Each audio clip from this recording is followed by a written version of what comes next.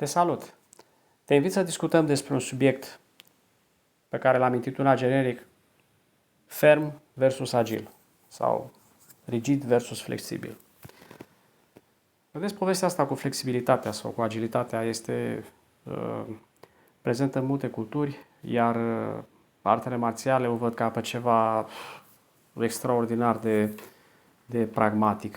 Da? Să înțelegi, să fii tare, să fii dur sau trebuie să fii flexibil. În artele marțiale există stilul care insistă pe duritate, da, cum ar fi artele marțiale japoneze dure sau zona asta de Muay Thai în care când îi vezi cum se bat săraci între ei zici, aoleu, ce-au pățit oamenii, da? E partea asta super soft, da? De Aikido, Judo, care e totul bazat pe păcăleală, pe fentă, pe provoci la est, atac la vest, e tot timpul e foarte... Realizezi că ești ca pe niște nisipuri mișcătoare. Da? Și există arte marțiale care zic, noi nu trebuie să îmbinăm, nu trebuie să fie așa sau așa. Trebuie să îmbini, să fii când tare, când moale. Da? Cum e de exemplu Goju Ryu. Da? La ei asta înseamnă, da? Să fii și moale, să fii și tare în același timp. Da? Bun, multe arte marțiale merg pe ideea asta. Yin-yang, da? În care trebuie să alternezi cele două contrarii. Ok.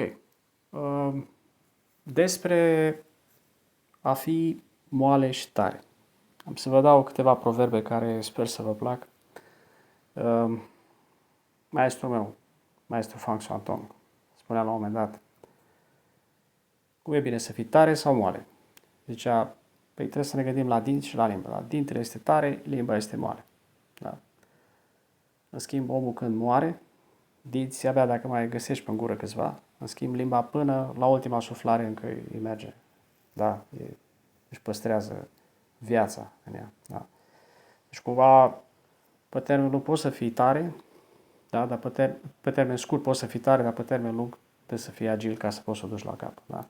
Dacă ne uităm și bărbații, da? Care e tare și pieptos, se duce repede. Da? Când o femeie care își de treaba ei și e consecventă, e agilă, e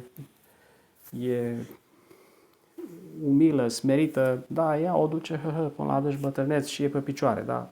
Nu înțepenește de spate, nu, da? Vedeți, tocmai pentru că ea merge ușor înainte căutându-și cale. Da? Un alt exemplu este tot de la maestrul meu care ne spunea fiți ca apă. Adică să nu fii,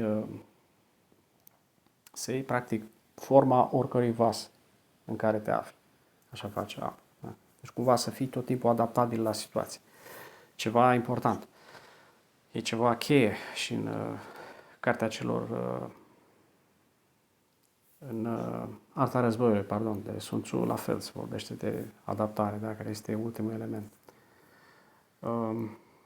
Elementul pământ.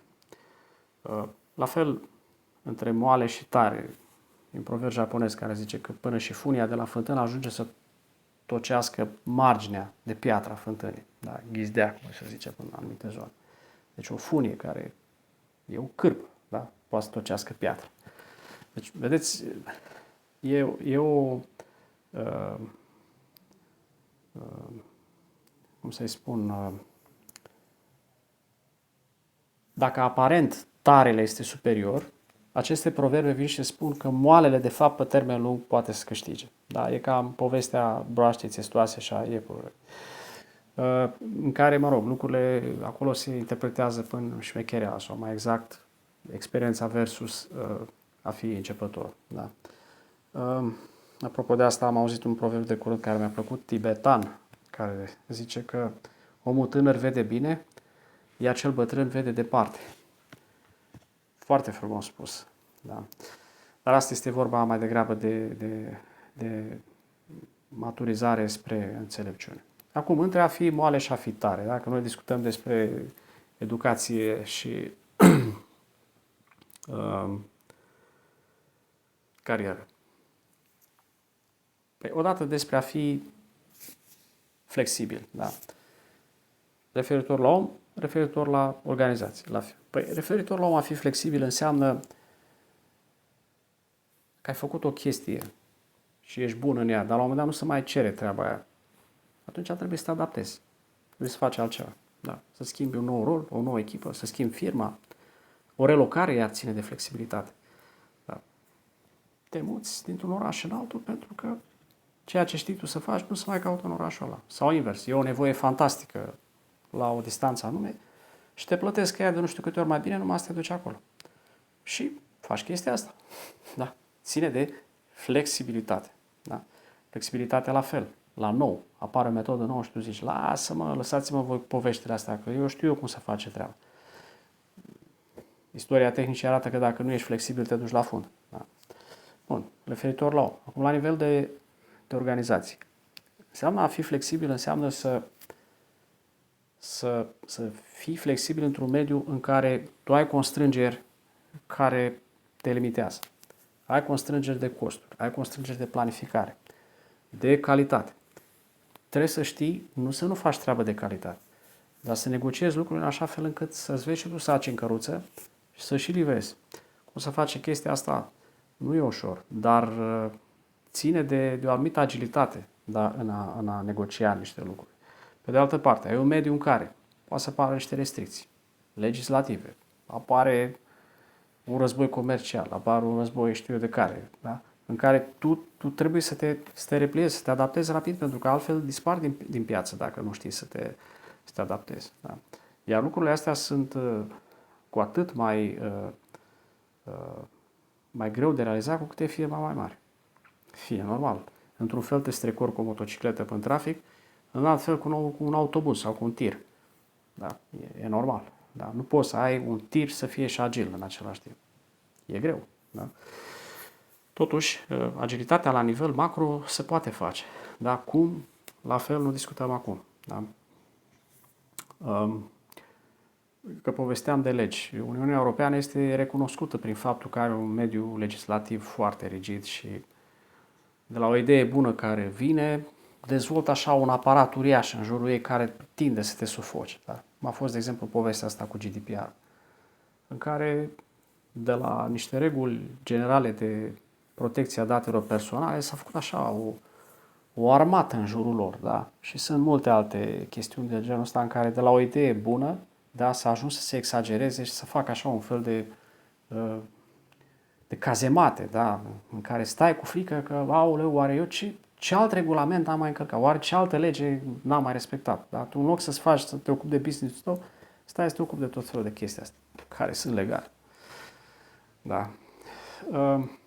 Bun, deci am discutat de partea agilă, de flexibilă. Și a fi agil înseamnă să fii și flexibil, dar să te și miști repede.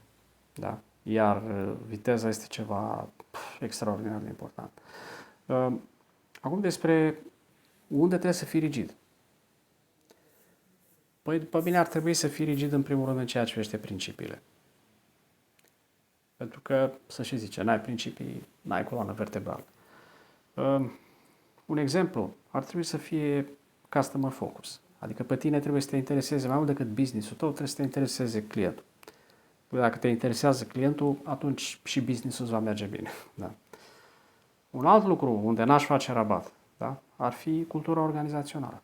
Da, în care dacă am declarat ceva, apoi chestia aia trebuie să o pun și în practică. Și atunci trebuie să demonstrez că sunt rigid, da, că sunt principial.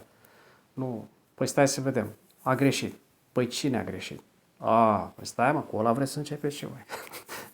Da. Deci, atunci s-a dus totul de râpă. Da. Deci, ești ferm, da, sau rigid pe o anumită chestiune. Da. La fel, în a fi fair play, în a fi, da, sunt niște lucruri care, dacă ții la ele, merită și au o valoare adăugată pe termen. Deci, vedeți, nu poți să spui că trebuie să fii ferm, rigid, hard, da? Sau trebuie să fii tot timpul soft, flexibil, adaptabil, agil. Trebuie să fii și așa, și așa. Da? Atât la nivel de persoană, cât și la nivel de organizație. Dacă vreți a nu fi